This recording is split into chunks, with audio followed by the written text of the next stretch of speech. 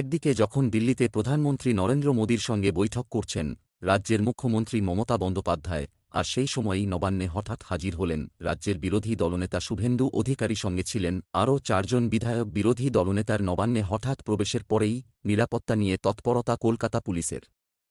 নবান্নের মুখ্যমন্ত্রীর প্রবেশপথে নিরাপত্তা জোরদার করার সিদ্ধান্ত নেওয়া হয়েছে। সাব ইন্সপেক্টর পদমর্যাদার অফিসারকে দায়িত্ব দেওয়া হচ্ছে গেটের নিরাপত্তা সামলানোর। বিরোধী দলনেতার হঠাৎ নবান্নের প্রবেশের পর কলকাতা পুলিশ কমিশনার নবান্নে যান। তারপরেই এই সিদ্ধান্ত বলেই নবান্ন সূত্রে খবর।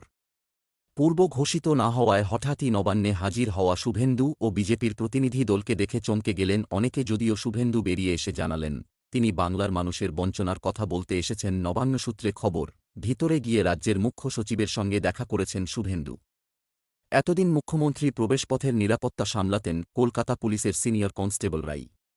এই প্রবেশপথ দিয়েই আজ ঢুকেছেন বিরোধী দলনেতা শুভেন্দু অধিকারী। এবার এই পথের নিরাপত্তা রক্ষা করতে সবসময় কলকাতা পুলিশের সাব ইন্সপেক্টর পদের অফিসাররাই থাকবেন বলেই সিদ্ধান্ত।